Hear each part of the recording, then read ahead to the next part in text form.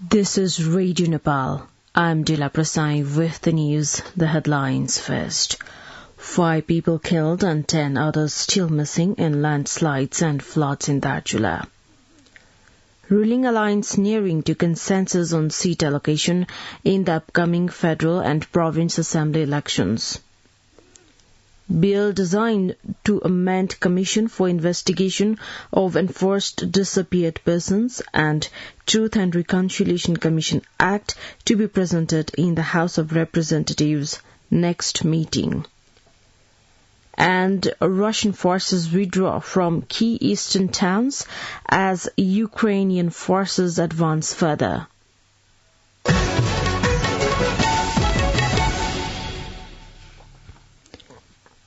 Now the news in detail. The death toll in Darchula monsoon-related incidents has hit 5. The police said 10 others are still missing in the incidents. Assistant Chief District Officer Hemanti South said the deceased have been identified as 77 years old Nanda Ram Bohra of Mulla in Mahakali Municipality 2, 35 years old Manmati Karki of Dungri in Mahakali Municipality 3, 35 years old Janaka Thagunna and 15-year-old Dhanuli Thaguna, both of Naugarh Rural Municipality, and 45-year-old Mohan Ram Parki of Naugarh 2. Those injured in the landslide at Naugarh 4 were transported to Dhangari for further treatment on a Nepal Army helicopter.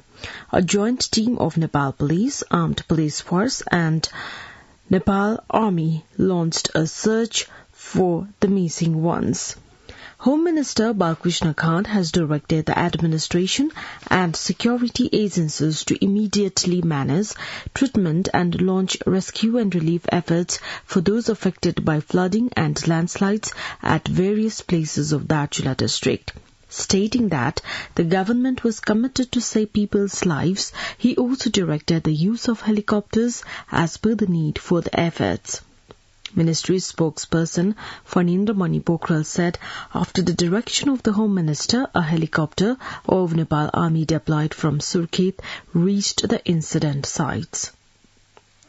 Minister for Industry, Commerce and Supplies Dilendra Prasad Badu along with a team also reached Darchula district headquarters Kalanga carrying a package of relief materials. The ruling alliance is almost near to the consensus to finalize the seat allocation in the upcoming federal and provincial elections. The ruling alliance discussed enforcing consensus on seat allocation yesterday as well. Speaking after the meeting, government spokesperson and Minister for Communication and Information Technology Gyanendra Bahadur Karki informed that the ruling alliance has almost neared to the consensus to finalize the seat allocation. Bill designed to amend the Commission for Investigation of Enforced Disappeared Persons and Truth and Reconciliation Commission Act 2014 is set to be tabled in the next meeting of the House of Representatives. The Law, Justice and Human Rights Committee of the House of Representatives has decided to present the bill in the House meeting after holding discussions with the right bodies and concerned stakeholders. Chair of the committee, Krishna Bhakta Pokhrel, said the bill would be enriched as per the constitutional provisions, international practices and expert suggestions. The Election Commission will print ballot papers for the 4 province assembly members. According to the Commission, the ballot papers for the provincial assemblies of Province 1, Madhesh, Bagmati and Gandaki will be printed. Election Commission spokesperson Saligram Sharma Paudel said the ballot papers for Lumbini, Karnali and Sudur Paschim provinces will be printed in the final stages. Spokesperson Paudel stated that the printing of the proportional ballot papers for provincial assembly members will begin immediately following the printing of the sample ballot papers for the Assembly and Provincial Assembly members.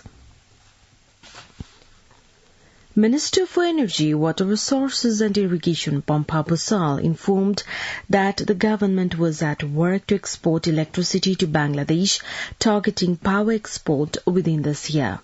Talking to media persons in Chitwan yesterday, Minister Bhusal says an agreement on a production partnership has taken place and 50 megawatt power will be supplied to Bangladesh from this year.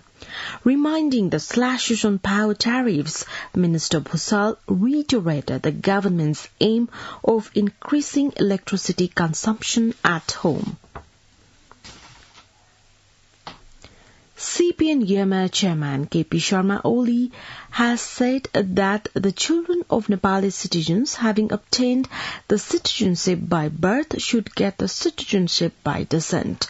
Talking to journalists in Biratnagar Airport yesterday, the YMA Chairman said the government should unveil new bill on citizenship by amending to the current bill on citizenship. Minister for Education, Science and Technology Devendra Paudel has said the role of media was crucial in the country's political and social transformation. Addressing the third plenary of the Gandaki Province Committee of Press Centre Nepal in Pokhara yesterday, Minister Paudel said the media should play meaningful role to establish the agendas forwarded by the political parties and the government's performance. The country has recorded a total of 163 new cases of coronavirus infection in the past 24 hours, according to the Ministry of Health and Population. No COVID-related death was reported during the period. The new cases were reported from 3,746 sample tests carried out in different laboratories. Likewise, the ministry said 130 infected ones got rid of the virus infection during the period. With the latest data, the number of active cases of coronavirus in the country is 2,430. You're listening to Radio Nepal 8 AM English News Bulletin. We continue with the international updates now. Russian forces have withdrawn from key eastern towns as a rapid Ukrainian counterattack makes further gains. Ukrainian officials say troops entered Kupiansk, a vital eastern supply hub for Russian forces on Saturday. Russia's defense ministry then said its troops have retreated from nearby Izium to allow them to regroup. The ministry also confirmed the withdrawal of troops from a third key town, Balaklia, in order to bolster efforts on Donetsk front. The Ukrainian advances, if held, would be the most significant since Russia withdrew from areas around Kyiv in April. In the nightly video address on Saturday, Ukraine's President Volodymyr Zelensky claimed that Ukraine had now liberated 2,000 square kilometers from Russia since beginning a renewed counteroffensive earlier this month. The Queen Elizabeth II will lie in state for 4 days before her funeral at Westminster Abbey on Monday, 19 September. According to BBC, the public will be allowed to view the coffin during that time. Before this, the Queen will be at rest in St. Giles Cathedral, Edinburgh, for 24 hours from Monday, 12 September, with people able to pay their respects. Her family, politicians and world leaders will attend her state funeral. It will be a bank holiday. On Monday afternoon, it will process to St. Giles Cathedral, Edinburgh, with members of royal family. There will be a service and the coffin will rest there for 24 hours for people to pay their respects. Now the general weather forecast for the country for today. Forecasting division says the weather is likely to be partly to generally cloudy throughout the country. Light to moderate rain with thunder and lightning is likely to occur at some places of hilly regions of the country and at a few places of the rest of the country. Kathmandu's weather report now. Maximum temperature of 28.8 degrees Celsius and minimum temperature of 19 degrees Celsius. With this news, we have come to the end of this bulletin. But before we wrap up the headlines once again.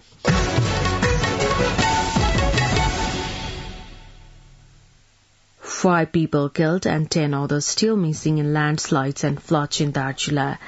Ruling alliance nearing to consensus on seat allocation in the upcoming federal and province assembly elections. Bills designed to amend Commission for Investigation of Enforced Disappeared Persons and Truth and Reconciliation Commission Act to be presented in the House of Representatives next meeting.